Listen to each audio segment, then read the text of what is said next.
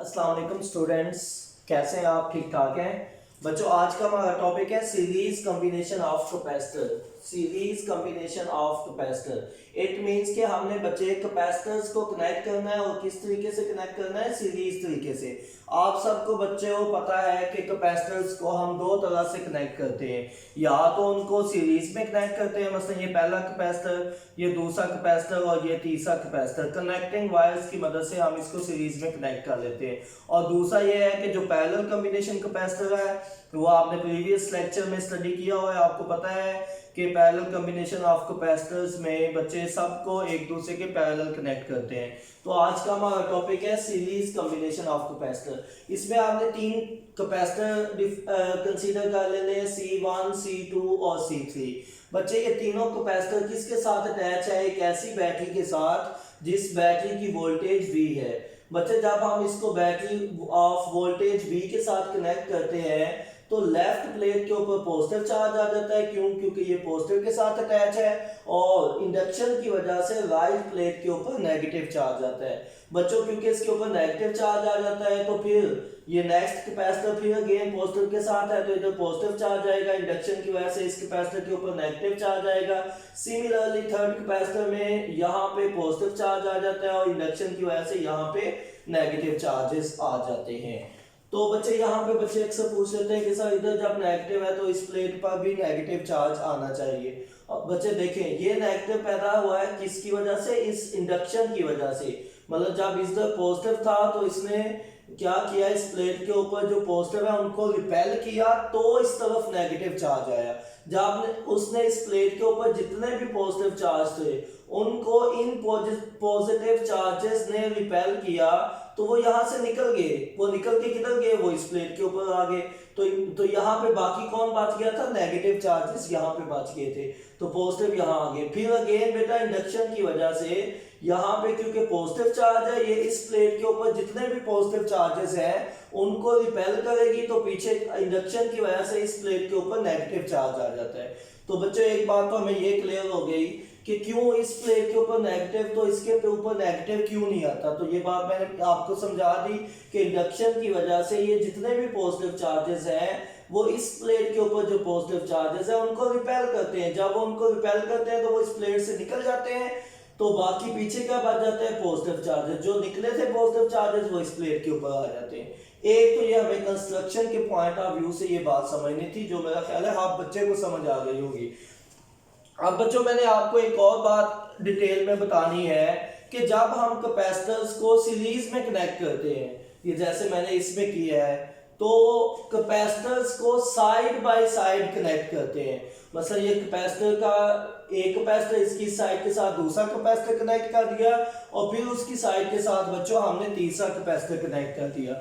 तो मतलब ये है कि आपने कैपेसिटर्स को साइड बाय साइड कनेक्ट करना है। कोई बच्चा कहता है सर ये इसकी साइड तो है नहीं, ये तो उसका एंड है, पहले का एंड हुआ फिर दूसरा कैपेसिटर है, उसका एंड हुआ तो फिर तीसरा कैपेसिटर। तो बच्चे ये बात भी बिल्कुल ठीक है कि capacitors are connected end by end भी कह सकते हैं और साइड बाय साइड भी कह सकते हैं।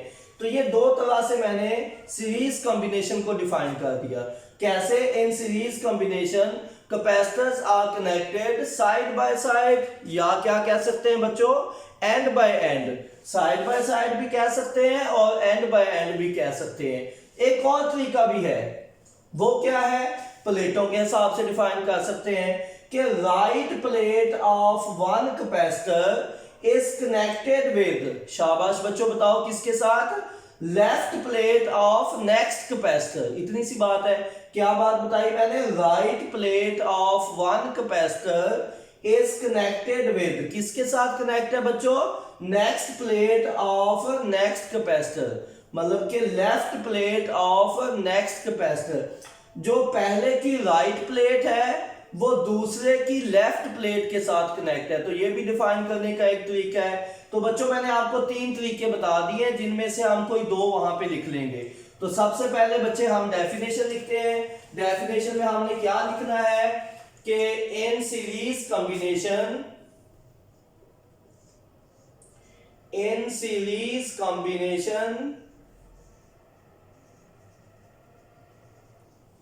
क्या बताया? कैपेसिटर्स बच्चों कैसे अटैच हैं? capacitors are connected, capacitors are connected किस तरह बच्चों कनेक्ट है, side by side, capacitors are connected side by side. अगर कोई बच्चा साइड बाय साइड नहीं लिखना चाहता तो बच्चे को ये भी लिख सकता है, क्या लिख सकता है, दूसरा क्या मैंने बताया था, एंड बाय एंड। क्या बताया था बच्चों, end by end, side by side भी कह सकते हैं और एंड बाय एंड भी कह सकते हैं। या बच्चों हम क्या कह सकते हैं कि लेफ्ट प्लेट, या ये भी कह सकते हैं I left plate of one capacitor. कौन सा है वन वाला कैपेसिटर, जो फर्स्ट वन है, लेफ्ट प्लेट ऑफ, ये बच्चों sorry right plate of one capacitor is connected with the left plate of next capacitor. तो आपने क्या कहना है बच्चों, right plate of one capacitor किसके साथ कनेक्ट है बच्चों, इज कनेक्टेड टू, किसके साथ, उसकी राइट प्लेट है या लेफ्ट है बच्चों, इसकी राइट थी तो अब इसकी कौन सी है, left, is connected to left plate of next capacitor, left plate of next capacitor. तो ये बात खत्म हो गई, हमने तीन तरह से डिफाइन कर ली है। तो बच्चे किसी को एक तरह से तो कोई याद रह जाएगा ना, या तो उसको ये रह जाएगा याद कि इसमें क्या होता है बच्चों के कैपेसिटर्स क्या होते हैं, इन series combination of capacitors, in series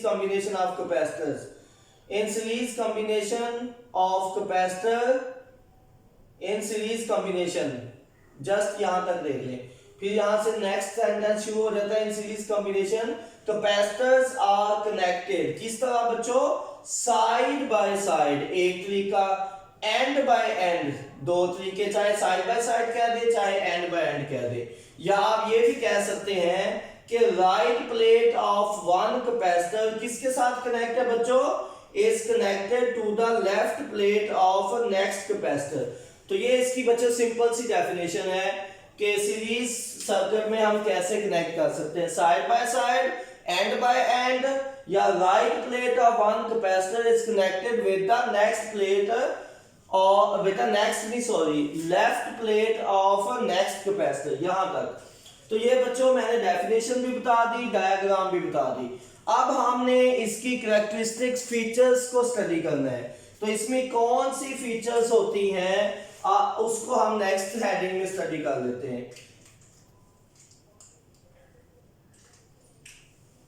तो बच्चों नेक्स्ट हेडिंग आ जाएगी कैरेक्टरिस्टिक्स।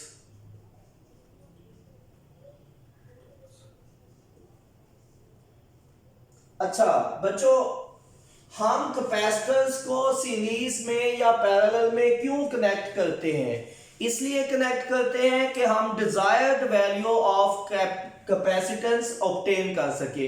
हम अपनी मर्जी की कैपेसिटेंस लेना चाहते हैं।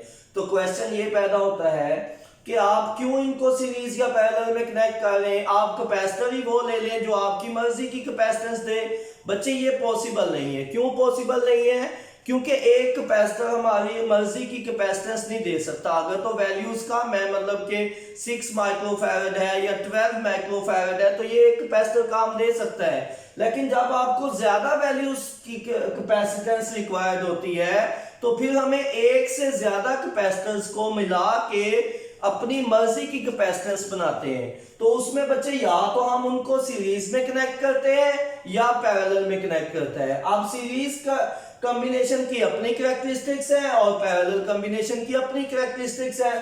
सीरीज कॉम्बिनेशन में जो इक्विवेलेंट कैपेसिटेंस है वो कैसे कैलकुलेट करते हैं वो आज हमने सीखना है।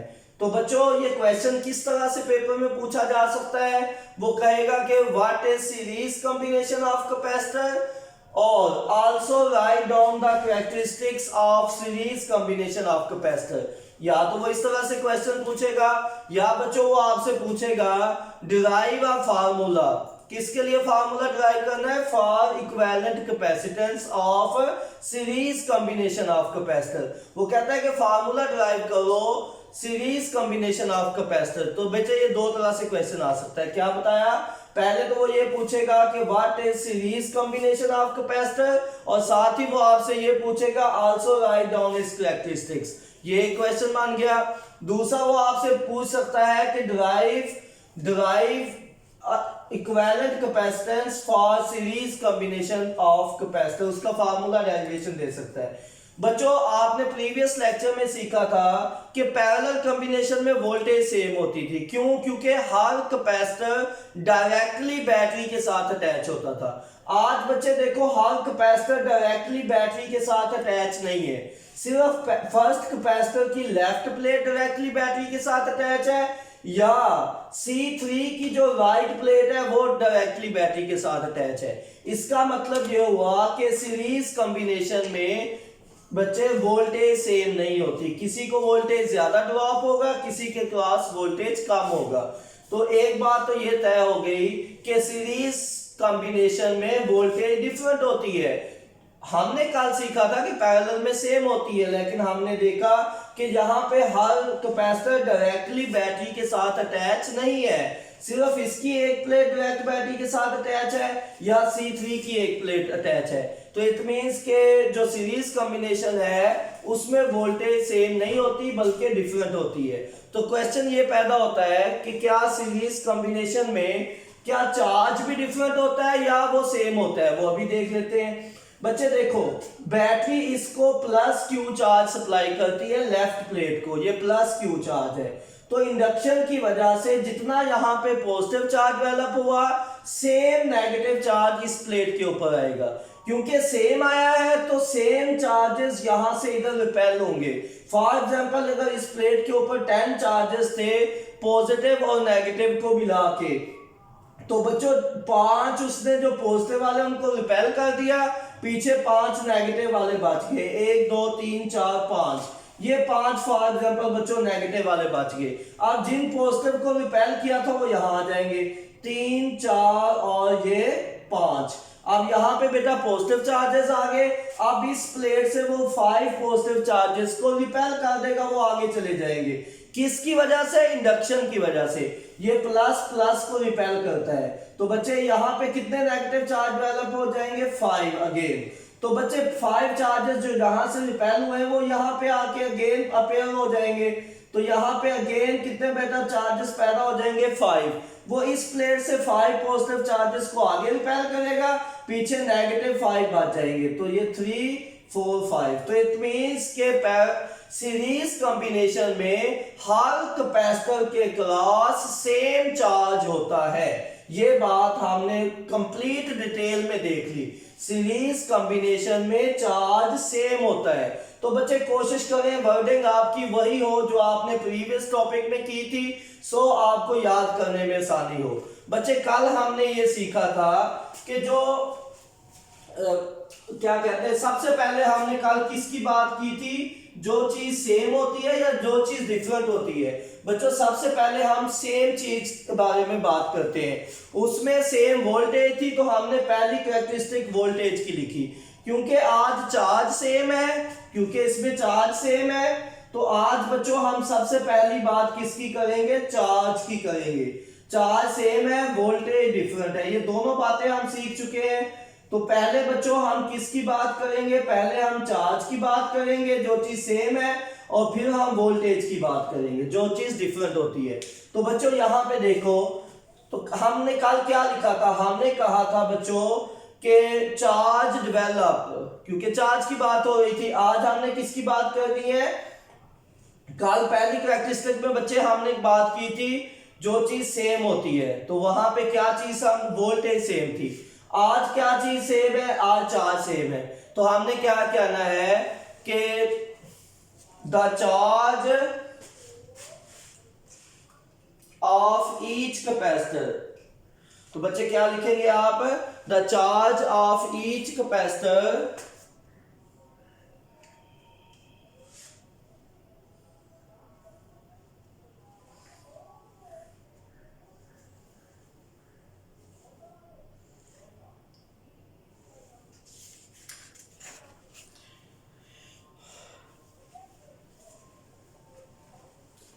तो बच्चे आपके पास हमारे पास 3 कैपेसिटर लगे हुए हैं, तो आपने कहना है the charge of each capacitor, क्या कहेंगे, charge of each capacitor, charge of each capacitor किसके साथ कनेक्ट है बेटा, हर कैपेसिटर, वो भी बताना है क्योंकि कल आपने बताया था। चार्ज ऑफ ईच कैपेसिटर किसके साथ कनेक्ट है, कनेक्टेड विद बैटरी, और बैटरी की वोल्टेज क्या है, of voltage V, connected with battery of voltage V। Charge of each capacitor connected with the battery of voltage V क्या सेम है या डिफरेंट है, इज सेम अक्रॉस इट, ये same होता है बच्चे। Charge of each capacitor connected with the battery of voltage V is same across it. तो बच्चे इसमें हम लिख सकते हैं, ब्रैकेट में आप वजह भी बता सकते हैं जो अभी मैंने डिटेल में बताई है। क्या बताई है कि इफ कैपेसिटर बेटा battery supply plus Q charge to the left plate, then due to induction negative charge appear on the right plate, तो वो भी सवाल लिख सकते हैं। तो बच्चे इसकी इक्वेशन क्या बनेगी हमारे पास कि Q1 कहां पे होता है, कैपेसिटर C1 के क्रॉस इज इक्वल टू बच्चे Q2 कहां पे होता है, C2 के cross is equal to Q3 कहां पे होता है, C3 के क्रॉस इज इक्वल टू, क्योंकि सबका साथ सेम है तो हम कह देते हैं चाहे वो Q1 है, Q2 है या Q3 है, वो सारे क्या होते हैं, सेम है चार्ज, उसको हमने क्या नाम दे दिया, Q का नाम दे दिया। ये बच्चे हमारे पास इसकी पहली कैरेक्टरिस्टिक आ गई कि जो चार्ज होता है क्रॉस ईच कैपेसिटर वो सेम होता है। बच्चे सेकंड में अब हमने किसकी बात करनी है, जो मैं पहले बता चुका हूं, वोल्टेज की, जो कि डिफरेंट होती है। तो अब आपने कहना है कि वोल्टेज या पोटेंशियल डिफरेंस, कुछ भी कह सकते हैं, the voltage developed across each capacitor. अब सेकंड की बात करनी है तो हमने कहना है वोल्टेज डेवलप्ड या voltage supplied by the battery, किसको सप्लाई करती है, अमॉन्ग ईच कैपेसिटर, हर कैपेसिटर को, तो वो क्या होगी, डिफरेंट, ऐसे भी कह सकते हैं। वोल्टेज डेवलप्ड अक्रॉस ईच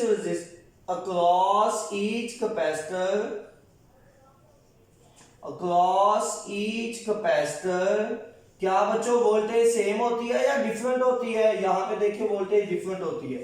तो voltage developed across each capacitor is different, क्यों बच्चे डिफरेंट है, due to the different value of capacitance, is different due to different values of capacitance, due to different values of capacitance. अब ये capacitance आप सबको पहले से पता है कि क्या होती है कैपेसिटेंस। बच्चे हर कैपेसिटर की अपनी एबिलिटी होती है चार्ज स्टोर करने की, ये फॉर एग्जांपल कम कर सकता है, ये उससे ज्यादा, ये सबसे ज्यादा, तो लाजमी नहीं है कि सबसे ज्यादा वाला हमेशा इधर होगा, वो यहाँ पे भी हो सकता है। हर कैपेसिटर की चार्ज स्टोर करने की एबिलिटी डिफरेंट होती है, इसलिए हर चार्ज कैपेसिटर के क्रॉस बच्चे जो वोल्टेज डेवलप होगी वो भी डिफरेंट होगी। Voltage develop across each capacitor is different, क्यों डिफरेंट होती है बच्चों, due to the different values of capacitance, क्योंकि हर कैपेसिटर की कैपेसिटेंस डिफरेंट होती है, सही है। तो जो टोटल वोल्टेज V है वो कहां पे डिवाइड हो जाएगी, अमॉन्ग द वेरियस कैपेसिटेंस, इसके क्रॉस भी डिवाइड होगी, इसके क्रॉस भी डिवाइड होगी, इसके क्रॉस भी डिवाइड होगी। जो total voltage V supplied by the battery, जो total battery voltage V supply करेगी वो कहां पे डिवाइड होगी, अमॉन्ग वेरियस कैपेसिटर्स, इन सब कैपेसिटर के क्रॉस डिवाइड हो जाएगी। तो बच्चे यहाँ पे एक बात और समझाना, मैं वो इक्वेशन लिख के आपको समझाता हूँ कि क्यों हर एक के क्रॉस ये डिवाइड होती है। तो बच्चे अब हमने तीसरा पॉइंट लिखना है। तीसरे पॉइंट में आपने क्या बताना है कि ये जो टोटल वोल्टेज V है कौन सप्लाई करता है, supplied by the battery. Total voltage V supplied by the battery, total voltage V कौन सप्लाई करता है बच्चों, supplied by the battery, supplied by the battery,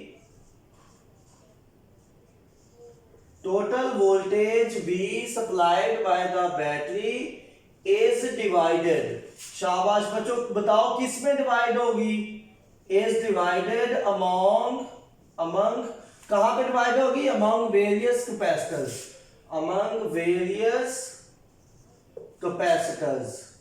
बेटा ये डिफरेंट कैपेसिटर्स के क्रॉस डिवाइड हो जाएगी। क्या बताया कि टोटल वोल्टेज V, जो टोटल वोल्टेज V है जो बैटरी ने दी किस में डिवाइड होगी, C1 में, C2 में और C3 में। इसको क्या कहते हैं, among various capacitors. The total voltage V supplied by the battery, जो कि बैटरी ने सप्लाई की, कहां पे डिवाइड हो गई, is divided among various capacitors. बच्चे अगर किसी बच्चे को नजर नहीं भी आ रहा तो वो साउंड से भी लिख सकता है, नोट कर सकता है लेक्चर, कि टोटल वोल्टेज जो V थी किस में डिवाइड हो गई, among various capacitors, is divided among various capacitors. क्यों होती है, अगर ये भी साथ लिखना चाहते हो तो ये लिख दो कि due to the different values of capacitance. Just इतना कह दो कि due to the different value of capacitance. बेशक ये कह दें फिर भी ठीक है, ना कहो फिर भी ठीक है। तो बच्चे यहाँ पे लिख दें आप कि total voltage V total voltage है इज इक्वल टू किस किस में डिवाइड हो गई है, वहां C1 के क्रॉस V1 प्लस C2 के क्रॉस V2 प्लस बेटा C3 के क्रॉस क्या आ जाएगा, V3। अब क्यों हमने ये किया इनको प्लस, बच्चे हम इनको डिवाइड भी कर सकते थे, हम इनको मल्टीप्लाई भी कर सकते थे, हमने प्लस क्यों किया। बच्चे देखो ये कैपेसिटर को हम जस्ट लाइक डिनर कह लो कि आपके घर में एक डिनर बना है, तो जो सारा डिनर है वो हम जब फैमिली मेंबर्स को देते हैं तो हर कोई अपनी कैपेसिटी के मुताबिक लेता है। मसलन फैमिली मेंबर जो कि छोटा है ऑफ कोर्स वो कम वोल्टेज लेगा, और जो वोल्टेज कह रहा हूं वो कम खाना लेगा उसमें से, और इसी तरह जो उससे बड़ा होगा उसकी कैपेसिटी ज्यादा होगी, वो उससे ज्यादा खाना खा सकता है, और जो उससे बड़ा है वो उससे ज्यादा खाना खा सकता है, तो वो ज्यादा मतलब एक किस्म की अगर खाने को आप वोल्टेज के साथ कंपेयर करें तो वो ज्यादा वोल्टेज ले लेगा। तो इट मींस कि हर कैपेसिटर की अपनी एबिलिटी होती है, जिस तरह हर फैमिली मेंबर की अपनी एबिलिटी होती है कि वो कितना खाना खा सकता है। सिमिलरली सेम चीज बेटा कैपेसिटर में होती है, कोई कैपेसिटर ज्यादा वोल्टेज ड्रॉप कर लेता है अपने क्रॉस, कोई कम कर लेता है। अगर आपने टोटल वहां पे डिनर निकालना हो या टोटल जो खाना आपने फैमिली का बनाया था वो निकालना, तो आप क्या करोगे, आपने कहना है कि जितना किसी ने खाया सबको सम कर लो। सम कर लेते हैं तो टोटल डिनर जो कि आपने डिश बनाई होती है वो पूरी हो जाती है कि ये था इन में डिवाइड हो गया। तो अगर सारा पूछो कितना था तो सबको सम कर लेते हैं। सिमिलरली बेटा बैटरी जो है वो वोल्टेज, टोटल वोल्टेज इसकी V है, ये समझ लो आपके पास घर का डिनर था, वोल्टेज V ये किस किस में डिवाइड हो गया, ये इन सारे फैमिली मेंबर्स में डिवाइड हो गया, C1 में, C2 में और C3 में, 3 मेंबर्स थे वहां पे, ठीक है। तो बच्चे अब आपने नेक्स्ट स्टेप क्या करना है, इनकी वैल्यूज पुट करके इक्विवेलेंट कैपेसिटेंस को कैलकुलेट करना है। एक्चुअली हम ये सारा प्रोसेस इसीलिए कर रहे हैं कि ये तीनों कैपेसिटर मिलके कितनी कैपेसिटेंस दे सकते हैं। तो हमने क्या करना है बच्चों, इक्विवेलेंट कैपेसिटेंस फाइंड करनी है। तो आप लिखेंगे to find equivalent capacitance, next heading आ जाएगी टू फाइंड, ये इसी में है, to find equivalent capacitance, to find equivalent capacitance, to find equivalent capacitance. बच्चे आपने क्योंकि इक्विवेलेंट कैपेसिटेंस फाइंड करनी है तो आप यहाँ पे कैपेसिटर इक्वेशन से वैल्यूज पुट कर दें। अब हर बच्चे को कैपेसिटर इक्वेशन भी नहीं आती होगी। बच्चे ये देखिए, ये मैं बाद में रेस कर दूंगी, इसको हमें साफ कर देना है। Q is equal to CV होता है कैपेसिटर इक्वेशन, क्योंकि यहाँ पे हमारे पास वोल्टेज है तो हमने वोल्टेज का यहाँ से फार्मूला बना लेना है। वोल्टेज का फार्मूला बन जाएगा Q ओवर C, ये हमारे पास वोल्टेज का फार्मूला है। ये बाद में हम रेस कर देंगे, अभी आप सब बच्चों ने देख लिया है कि क्या फार्मूला है। अब V1 की जगह पे बच्चों फार्मूला क्या आएगा, Q ओवर V, यहाँ पे प्लस V2 की जगह पे या V की जस्ट हम V का फार्मूला भी पुट कर रहे हैं। V का फार्मूला क्या होता है, Q ओवर C। बच्चे उसके बाद हमने यहाँ पे V का फार्मूला क्या होता है, Q ओवर C। अब हमने देखना है कि किसके साथ 1 2 3 लिखना है। क्या चार्ज के साथ 1 2 3 लिख सकते हैं? नो। क्यों? क्योंकि चार्ज तो सेम है, चाहे 1 लिखो 2 लिखो या 3, वो तो क्यों नहीं लेना है। तो बच्चे चार्ज के साथ हम 1 2 3 नहीं लिखेंगे। क्यों नहीं लिखेंगे? क्योंकि चार्ज सेम होता है। अच्छा, नीचे क्या है बच्चे, हमारे पास कैपेसिटेंस है C, अच्छा सॉरी यहाँ पे भी C लिखे, C। क्या सबका C सेम है? नो। इसकी कैपेसिटेंस और है, इसकी कैपेसिटेंस और है, इसकी मतलब तीनों की डिफरेंट कैपेसिटेंस है। तो इसको कहोगे C1 है, ये C2 है और ये क्या है, C3 है। और इधर बच्चे हमारे पास क्या था, वोल्टेज भी। इसमें आपने वैल्यूज पुट नहीं करनी, क्योंकि बच्चे नेक्स्ट आप देखोगे चार्ज क्योंकि सेम होता है तो आप चार्ज को कॉमन भी ले सकते हैं। इसमें अगर हम चार्ज को बच्चों कॉमन ले लें तो हमारे पास अंदर क्या बच जाएगा, हमारे पास बच जाएगा 1 over C1 plus 1 over C2 plus 1 over C3, ये हमारे पास बाकी बच जाएगा। अगर हम क्या करें बच्चों, Q को सेम ले लेंगे क्योंकि वो चार्ज सेम था, हमने कॉमन ले लिया, तो इज इक्वल टू V। अगर बच्चे ये Q इधर आके डिवाइड आ जाए तो V over Q is equal to क्या आ जाएगा, 1 over C1 plus 1 over C2 plus 1 over C3। Very simple. अब हमने क्या करना है बच्चे, ये मुझे जो V ओवर Q है कि किसकी वैल्यू है। देखो अगर इन तीनों को सम करो तो फिर ये वैल्यू बनती है। तो इट मींस कि लेफ्ट हैंड साइड और राइट साइड हमेशा इक्वल होती है। अगर इधर कैपेसिटेंस है तो समझो ये भी कैपेसिटेंस है। तो क्या कैपेसिटेंस के फार्मूले में V ओवर Q क्या C का फार्मूला बनता है या 1 ओवर C का बनता है? बच्चे आप वो चाहे फार्मूला C का बने या 1 ओवर C का बने, वो होगी इक्विवेलेंट कैपेसिटेंस। उसके साथ आपने EQ लिखना है इक्विवेलेंट कैपेसिटेंस के लिए। अच्छा, अब हम देख लेते हैं इसका फार्मूला क्या है। क्या वो ये C का फार्मूला है या 1 ओवर C का है, इसको अभी हम देख लेते हैं। ठीक है, तो अभी देखिए हमारे पास फिर अगेन कैपेसिटर इक्वेशन लिख लें, Q is equal to CV होता है। अब हमने क्योंकि C का फार्मूला बनाना है तो C का फार्मूला बच्चों होता है, ये V उधर जाके डिवाइड हो जाएगा, Q ओवर V। क्या हमारे पास Q ओवर V है? नो, हमारे पास उसका रेसिप्रोकल है V ओवर Q, तो हम इसको भी रेसिप्रोकल कर देते हैं। अगर ये Q ओवर V है तो ये क्या बन जाएगा फिर, V ओवर Q। ये भी रेसिप्रोकल हुआ है, इट मींस कि आपको इसको भी रेसिप्रोकल करना पड़ेगा। ये क्या बन जाएगा, क्योंकि हमने वहां पे वैल्यू पुट करनी है 1 ओवर C इक्विवेलेंट, क्योंकि ये इक्विवेलेंट का बनता है फार्मूला। तो बच्चे अब हमें पता चल गया कि V ओवर Q की जगह पे हम क्या लिख सकते हैं, 1 over C equivalent. Thus V over Q is replaced by the equivalent capacitance. ठीक है बच्चों, thus we can replace series combination of capacitor, इसको मैं रेज करने लगा हूं। thus we can replace series combination of capacitor, thus we can replace, किसको बच्चे रिप्लेस कर सकते हैं, series combination of capacitor. Series combination of capacitor,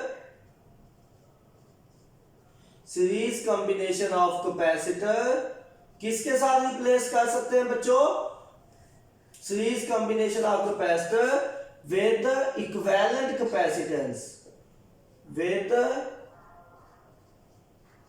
equivalent capacitance। और बच्चे इक्विवेलेंट कैपेसिटेंस होती क्या है?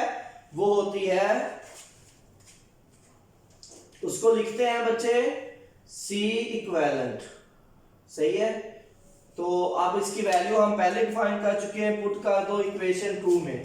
ये अगर इक्वेशन 1 थी, इसको इक्वेशन 2 कर दो, तो इसकी वैल्यू बच्चे यहाँ पे पुट कर दे। ये आपने इसी के साथ साइड पे ना जहाँ पे ये V ओवर Q है, तो यहाँ पे V ओवर Q की छोटा सा करके इसको सॉल्व कर लें कि ये 1 ओवर C इक्विवेलेंट की वैल्यू होती है, क्योंकि ये मैंने वहां से रेज कर देना है। अगर ऐसे नहीं तो आप C इक्विवेलेंट की वैल्यू यहाँ पे लिख लो कि वो क्या होती है, वो होती है V ओवर Q, क्योंकि ये हमारे पास उसके Q ओवर V, सॉरी, क्योंकि ये हमारा उसके पास इसका रेसिप्रोकल था, तो हमने उसको भी रेसिप्रोकल कर दिया, ये यहाँ पे आ गया। अब मैं इसको रेज कर सकता हूँ।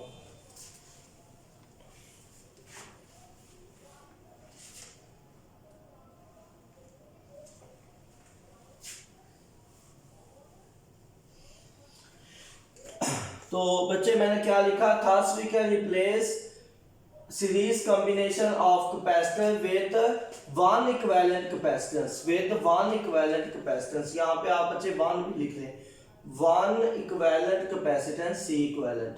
ओके, इसको हम क्या कहते हैं, कॉल्ड C इक्विवेलेंट। तो डायरेक्ट ना लिखो, ये ज्यादा बेहतर होगा, आप लिख लें कॉल्ड C इक्विवेलेंट। तो इसकी वैल्यू पुट कर दो, put this value in equation 2, put this value in equation 2, equation 2 में इसको पुट कर दे, तो हमारे पास क्या बन जाएगा बच्चे, हमारे पास ये क्या बन जाएगा, V ओवर Q की वैल्यू क्या है, 1 ओवर C इक्विवेलेंट। तो लिखें इसकी जगह पे 1 over C equivalent is equal to, इधर पहले से क्या मौजूद है, 1 over C1 plus 1 over C2 plus 1 over C3। तो बच्चे ये हमारे पास इसकी फाइनल इक्वेशन आ गई है। तो ये भी हमारी यहाँ तक इक्विवेलेंट कैपेसिटेंस नहीं। अगर वो कहता है कि derive formula for equivalent capacitance, तो अब यहाँ तक इसको कंप्लीट हो गया, फार्मूला डिराइव हो गया। अच्छा बच्चों, अब हमने देखना है कि ये तो थे सिर्फ 3 कैपेसिटर, अगर कैपेसिटर्स की तादाद को बढ़ा दिया जाए, मसलन अगर आप क्या कहते हैं, मैं अगर आपको कहता हूं 3 से ज्यादा कैपेसिटर है, फिर क्या होगा? तो बच्चे हमने तो जनरल फार्मूला डिराइव करना होता है हमेशा, तो फिर आप लिखेंगे कि फॉर n कैपेसिटर्स, n से मुराद कोई भी तादाद हो सकती है। अगर बच्चे 10 कैपेसिटर हैं तो n की जगह पे आप लिखेंगे फॉर 10 कैपेसिटर, अगर 100 कैपेसिटर है तो फॉर 100 कैपेसिटर। तो जनरल मैंने लिखना तो मैंने n लिख दिया, फॉर n कैपेसिटर्स। तो बच्चे n कैपेसिटर्स के लिए हमारा फार्मूला क्या बन जाएगा, n कैपेसिटर्स के लिए हमारा फार्मूला बन जाएगा 1 over C equivalent is equal to 1 over C1 plus 1 over C2 plus 1 over C3 plus 1 over C4 plus up to so on, last वाला क्या आएगा 1 ओवर, इसी लाइन में लिखे ताकि हम नेक्स्ट 5 वाली प्रॉपर्टी भी लिख सकते हैं। लास्ट क्या आएगा 1 प्लस 1 ओवर CN। तो ये हो गया। अब लास्ट प्रॉपर्टी ये बताना है कि क्या इक्विवेलेंट कैपेसिटेंस ज्यादा होगी या ये कोई भी इंडिविजुअल ज्यादा होगी। अब बात ये है कि ये वो बच्चा बता सकता है जिसके मैथमेटिक्स आती होगी। मुझे बताओ बच्चों, अगर नीचे डिनोमिनेटर में एक बड़ी वैल्यू लिखी हो, ऊपर छोटी वैल्यू हो, तो उसका आंसर स्मॉल आता है, या जिसके नीचे छोटी वैल्यू हो ऊपर नॉर्मल सेम वैल्यू, ऊपर और नीचे छोटी वैल्यू, ऑफ कोर्स इसका आंसर छोटा आएगा। जब बेटा कैसे, अगर अभी भी समझ नहीं आया तो ये 1 ओवर 10 इसका आंसर आएगा 0.1, मतलब कि ये एक आंसर आ गया। अगर मैं 1 ओवर 100 करता हूं तो वो आंसर और स्मॉल हो जाएगा, 0.01 हो जाएगा। इट मींस के डिनोमिनेटर में जितनी बड़ी वैल्यू होगी तो उसका आंसर उतना ही स्मॉल हो जाएगा। तो मैं लिख सकता हूं बच्चों कि 1 over C equivalent, 1 over C equivalent कह लो, या आप कह सकते हैं equivalent capacitance is less than the individual capacitance. क्या कहा? कि 1/c equivalent is always less than the 1/c individual. तो बच्चे इंडिविजुअल कैपेसिटेंस से इक्विवेलेंट कैपेसिटेंस हमेशा क्या होगी बच्चे, ज्यादा होगी। क्यों? क्योंकि इसके डिनोमिनेटर में बड़ी वैल्यू आती है और ये छोटी। तो ये कंक्लूजन आपने वर्डिंग में भी लिख देना है, सेम कंक्लूजन। तो क्या कंक्लूजन आया बच्चों कि equivalent capacitance is always less than, equivalent capacitance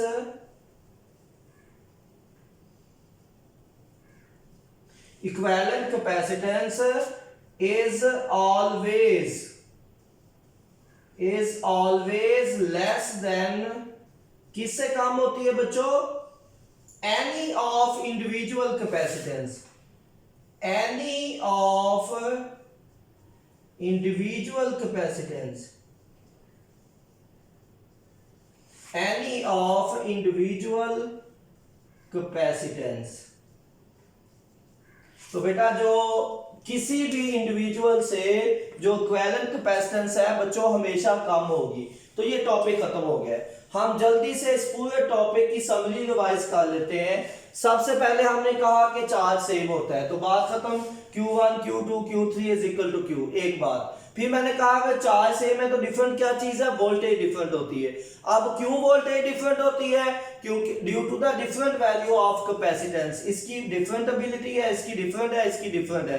तो क्योंकि वोल्टेज डिफरेंट होती है तो सेकंड ये इसकी कैरेक्टरिस्टिक हो गई। थर्ड क्या है, और अगर वोल्टेज डिफरेंट है तो बैटरी तो वोल्टेज भी सप्लाई कर रही है, वो किस में डिवाइड होती है बेटा, वो सब में डिवाइड हो जाती है। यही बात आपने क्या देनी है कि टोटल वोल्टेज भी कौन सप्लाई करता है, सप्लाइड बाय द बैटरी। कहां गई, is divided among the various capacitor. क्योंकि आपने डिफरेंट में इसको डिवाइड किया हुआ है तो आप कह सकते हैं V is equal to V1 plus V2 plus V3। मैंने कहा था कि सम क्यों किया है, क्योंकि बच्चे जो टोटल होती है ना, जिनमें डिवाइड हुई है उन सब का सम ले तो वो टोटल वापस निकल आती है। तो बच्चे यहाँ पे हमने कैपेसिटर इक्वेशन यूज की थी। कैपेसिटर इक्वेशन होती क्या है, Q is equal to CV। यहां से Q is equal to CV से हमने C की वैल्यू निकाली और C की वैल्यू आई क्या थी बच्चे, यहाँ पे हमने वोल्टेज की वैल्यू निकाली और वोल्टेज की वैल्यू क्या आई थी, Q/C। जब आपकी वैल्यू आ गई Q/C, आपने इसमें भी पुट कर दी, इसमें भी और इसमें भी।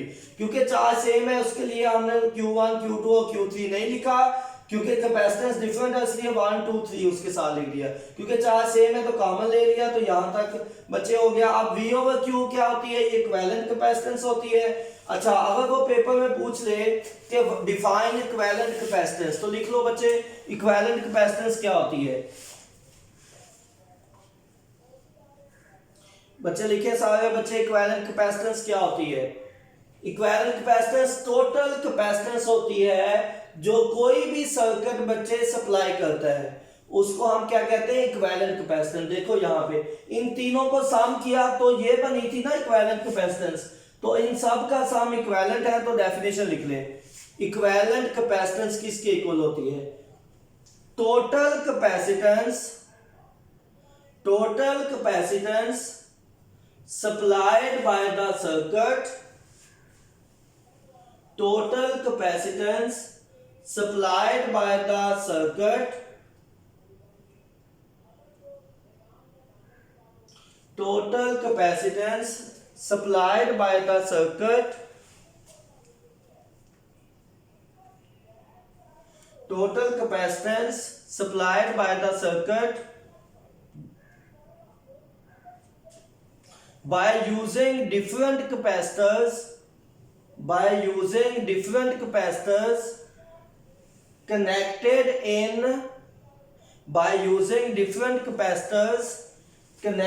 in series or parallel, तो क्या कहा बच्चों मैंने, total capacitance supplied by the any circuit, total capacitance supplied by any circuit क्या यूज करते हुए, बाय यूजिंग डिफरेंट कैपेसिटर्स। तो ये सिंपल सी डेफिनेशन है। Total capacitance supplied by the circuit, supplied by the any circuit लिखे तो ज्यादा अच्छा होगा, supplied by the any circuit by using different capacitors connected in series or parallel, connected in series or parallel। तो बच्चे एक बात और याद रखना कि पैरेलल का हमारा जो हमारे पास ये हमने आज किया है सीरीज का क्वेश्चन। सीरीज का ये फार्मूला है 1/c equivalent is equal to 1/c1 plus 1/c2 plus 1/c3। बच्चे अगर हमारे पास ये जो हो सकता है बच्चे अगर हमारे पास दो कैपेसिटर होते, ये हम इस जगह को भी यूटिलाइज कर लेते हैं। अगर हमारे पास सर्किट में फर्ज किया कि इस तरह से दो कैपेसिटर्स कनेक्टेड हैं और वो सीरीज में है, इसको C1 कह दो, इसको C2 कह देते हैं। दो कैपेसिटर है वो सीरीज में कनेक्ट है, तो उनका इक्विवेलेंट कैपेसिटेंस कैसे निकालते हैं? 1/c equivalent is equal to 1/c1 plus 1/c2, ये उनका जनरल फार्मूला। बच्चे हम इसको एक और तरह से भी लिख सकते हैं, सम टाइम वो एमसीक्यूज में वो वाला ऑप्शन दे देता है, तो आपको पता होना चाहिए कि ये भी इक्विवेलेंट। देखो अगर इन दोनों का बच्चों हम एलसीएम ले लें, क्या बनेगा LCM? C1 multiply by C2, यहाँ पे C1 खत्म तो C2 प्लस यहाँ पे C2 डिवाइड होकर खत्म हो जाएगा तो क्या बच जाएगा? C1। इट मींस कि हम इसको रीअरेंज भी कर सकते हैं, C1 plus C2 divided by C1 C2, और इधर क्या है? 1/c equivalent. तो बच्चे अगर फाइनली आपने फार्मूला तो C इक्विवेलेंट का निकालना होता है ना, तो ये भी इसका फार्मूला बन चुका है। किसका? सीरीज कॉम्बिनेशन ऑफ कैपेसिटर, ये भी एक ऑप्शन में आ सकता है बच्चों। अच्छा, समटाइम वो एक और ऑप्शन दे देता है आपको एमसीक्यूज में, वो कहता है कि C equivalent is equal to, बच्चे क्योंकि मैंने इसको रेसिप्रोकल किया तो इसको भी रेसिप्रोकल करना पड़ेगा, ये C1 C2 डिवाइडेड बाय ये जो ऊपर था वो नीचे चले जाएगा, C1 प्लस C2। तो बच्चों आपने पेपर में अटेंशन से बैठना है, आपको कोई भी इस तरह का ऑप्शन दे सकता है। तो बच्चे क्या करते हैं? बच्चे मोस्टली ये वाला लगा के आ जाते हैं, हालांकि उसमें तीनों ऑप्शन ठीक होते हैं। तो बच्चा बड़ा खुश होता है कि एक एमसीक्यूज तो मेरा पक्का ठीक हो गया, बड़ा आसान पेपर में एमसीक्यूज आया था। लेकिन जब उसको बाद में दूसरे बच्चे बताते हैं कि बच्चे यही वाला है जो तुम पक्का गलत कर रहे हो, तो उसके लिए बड़े मसले पैदा होते हैं, फिर वो सारी खुशी वहीं पे खत्म हो जाती है। ये भी उसका फार्मूला है और ये भी उसी का फार्मूला है, ठीक है। और इनकी जनरल फॉर्म भी है, वो मैं बच्चे जब आपको चैप्टर का रिव्यू करवाऊंगा उसमें हम सारे जो चैप्टर में कंसेप्ट हैं उनको समराइज कर लेंगे वहां पे हमने। तो इट मींस कि आपने चैप्टर का जो रिव्यू है वो लाजमी वो लेक्चर देखना है, उसमें हम सारे चैप्टर के कंसेप्ट डिस्कस करेंगे, ठीक है बच्चों। Okay, best of luck.